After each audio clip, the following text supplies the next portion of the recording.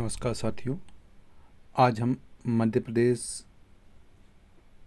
में जलवायु टॉपिक, जो मध्य प्रदेश की टेस्ट सीरीज चल रही है डेली क्विज, उसका 10वां दिन है, जिसमें करंट अफेयर्स, मध्य प्रदेश की भूगोल, जलवायु से संबंधित जो टॉपिक है उससे संबंधित टेस्ट की चर्चा करेंगे।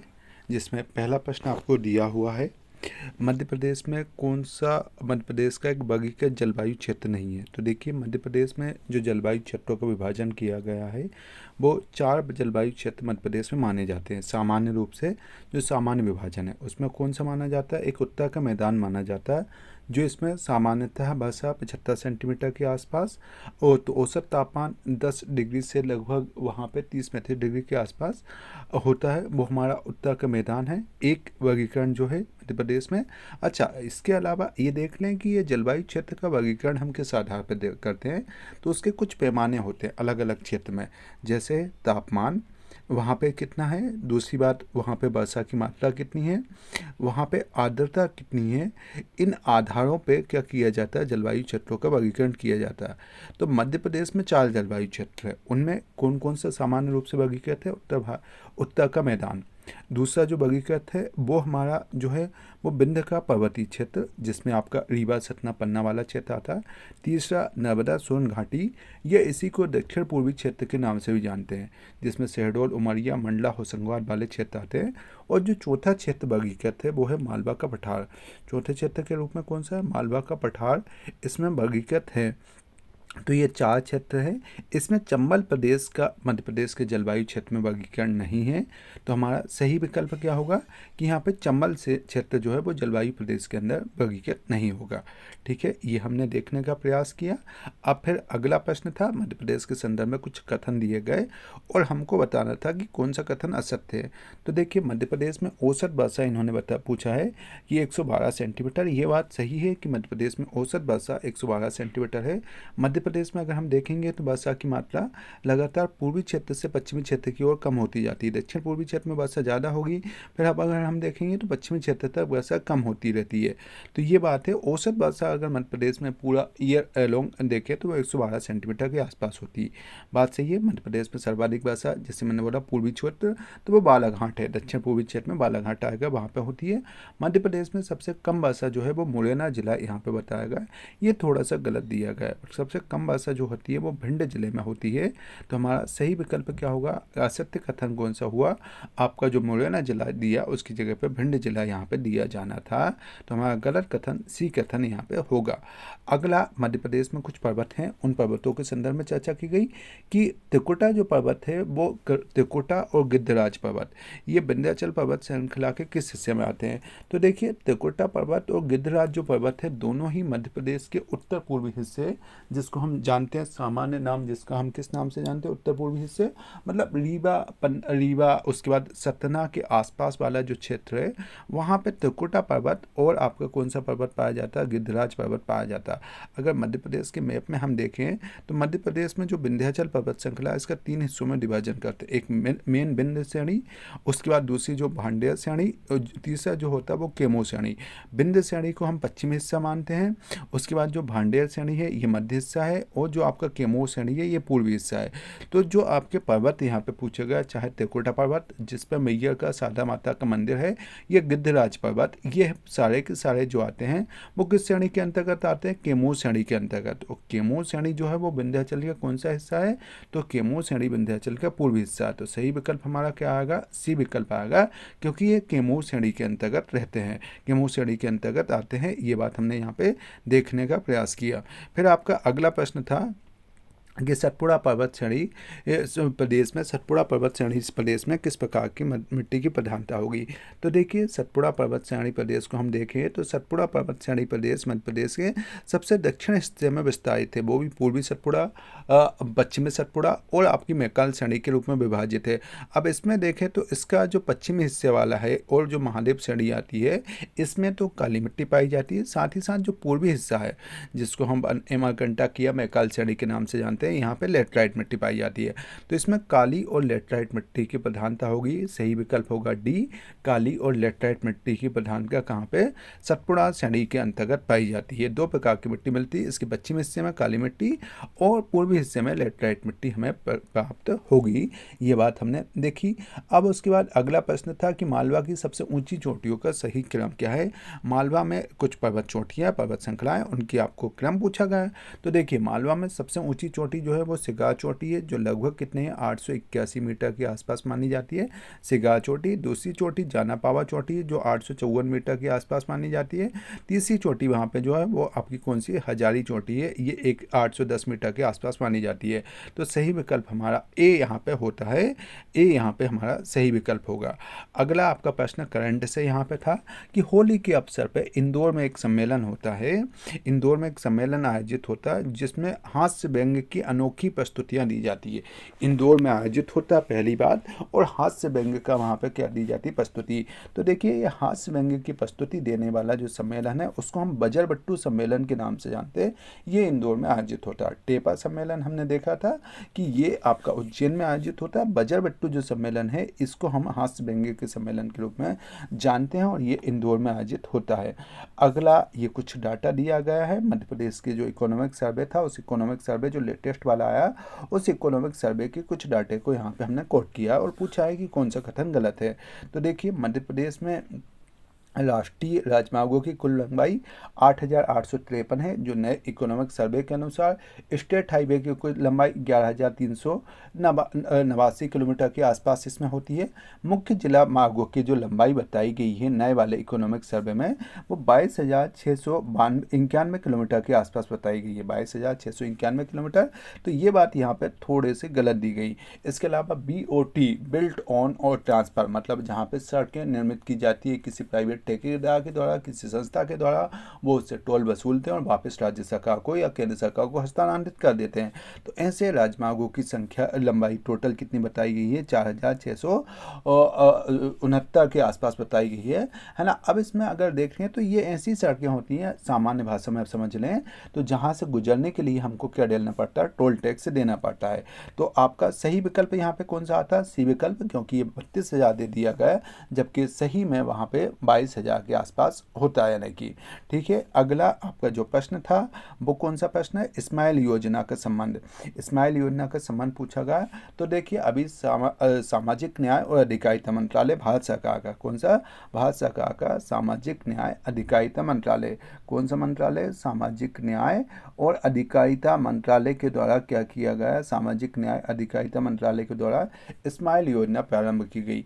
स्माइल योजना का फुल फॉर्म अगर हम देखें तो उन्होंने फुल फॉर्म दिया है सपोर्ट, फुल फॉर्म उन्होंने क्या दिया? Support for marginalise, support for marginalise, support for marginalised, है ना, मार्जिनलाइज्ड इंडिविजुअल मार्जिनलाइज्ड इंडिविजुअल, ये यहाँ पे मैं इंडिविजुअल कर रहा हूँ, marginalise individual for livelihood, for क्या दिया गया? फॉर लाइवलीहुड, है ना, फॉर लाइवलीहुड एंड, है ना, इंटरप्राइज, लाइवलीहुड एंड इंटरप्राइज इसका नाम रखा गया, लाइवलीहुड एंड इंटरप्राइज का इसका नाम रखा गया।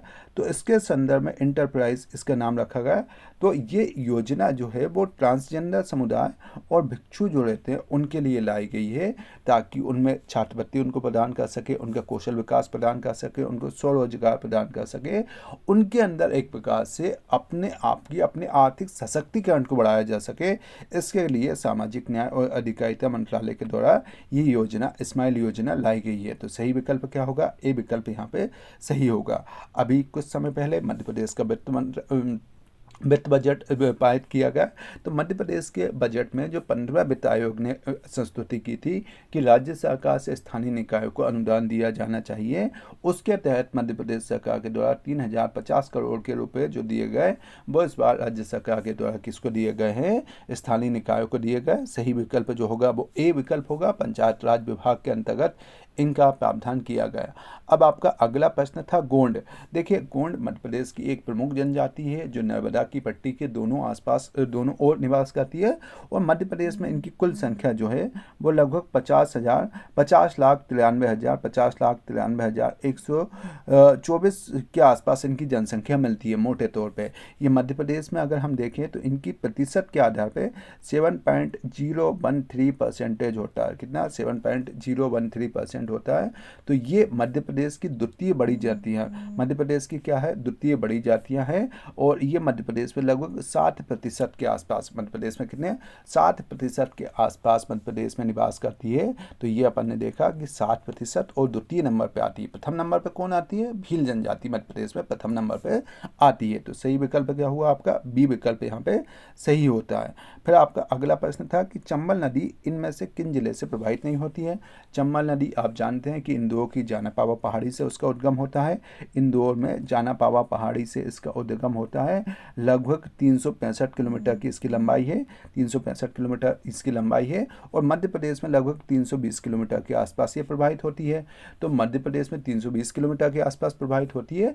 इटावा के पास ये यमुना नदी में मिल जाती है, यमुना नदी की सहायक है। अब यहाँ पे पूछा गया कौन से जिले से प्रवाहित नहीं होती है? तो देखिए ये रतलाम, उज्जैन और मंदसौर जिले से प्रवाहित होती है। आगर मालवा जिले से ये प्रवाहित नहीं होती है। सही विकल्प आपका क्या होगा? आगर मालवा यहाँ पे आपका सही विकल्प होगा। ये बात हमने देखने का प्रयास किया। फिर हमसे क्या बोला गया कि राज्य स्तरीय मिट्टी प्रशिक्षण संस्थान कहाँ पे है? तो देखिए मध्य प्रदेश में जो राज्य स्तरीय मिट्टी प्रशिक्षण संस्थान है ये कहाँ पर स्थित है? ये भोपाल में स्थित है, राज्य स्तरीय मिट्टी प्रशिक्षण संस्थान। फिर आपका अगला प्रश्न दिया गया दोमट मिट्टी के संदर्भ में। दोमट मिट्टी एक्चुअल में जो जलोढ़ मिट्टी होती है उसके कई उपनाम हैं। दोमट मिट्टी, कछारी मिट्टी, बलुई मिट्टी।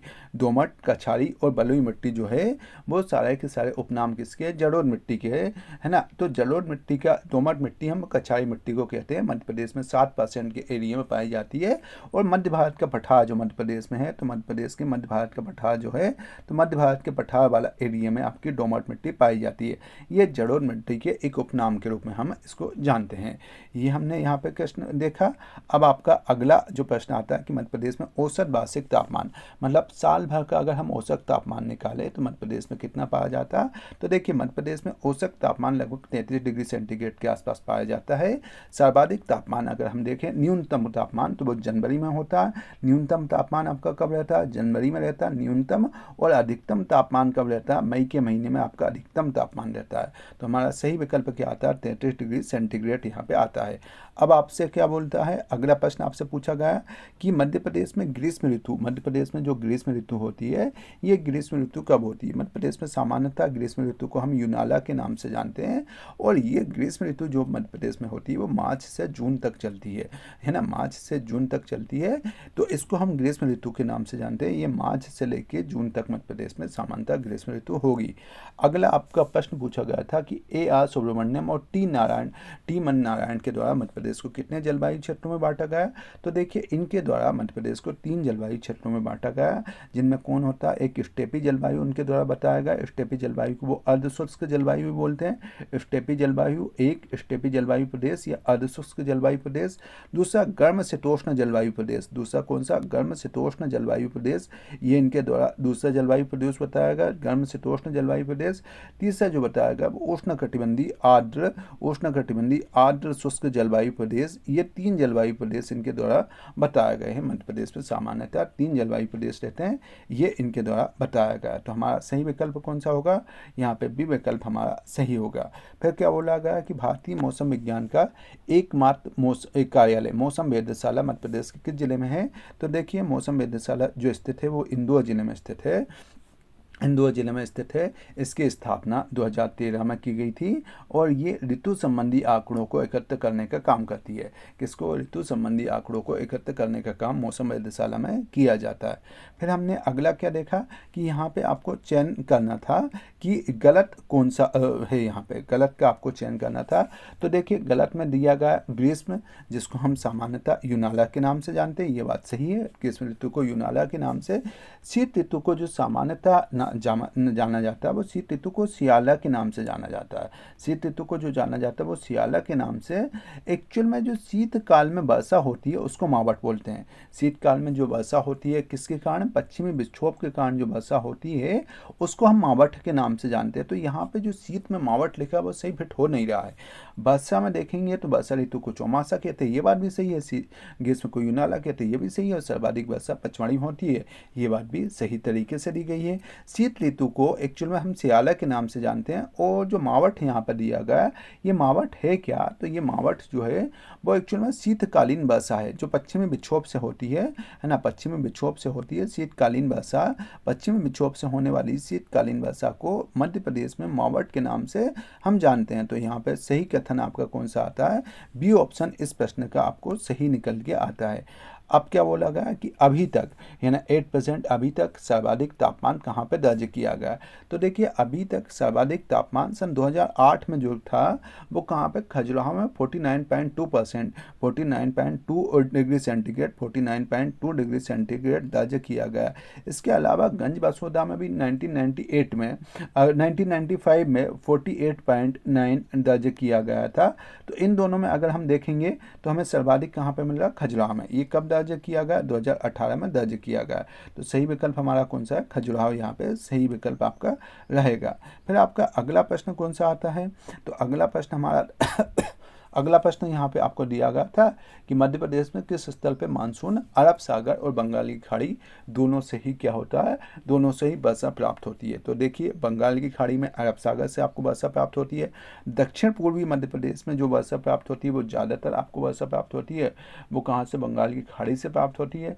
सतपुड़ा में भी ज़्यादातर वर्षा बंगाल की खाड़ी से प्राप्त होती है। जो विंध्य प्रदेश है इसमें दोनों से ही वर्षा प्राप्त होती है। तो हमारा सही विकल्प जो आएगा वो विंध्य प्रदेश यहाँ पे हमारा सही विकल्प रहेगा। ये हमने देखने का प्रयास किया। तो आपका सही उत्तर जो होता है कौन सा होता है, आपका सही जो उत्तर होता है वो ए विकल्प यहाँ पे सही होता है। आप सभी का बहुत बहुत धन्यवाद। उम्मीद है कि आप इनके अनुसार अपनी तैयारी को बेहतर गति और दिशा दे पा रहे होंगे। धन्यवाद आप सभी का।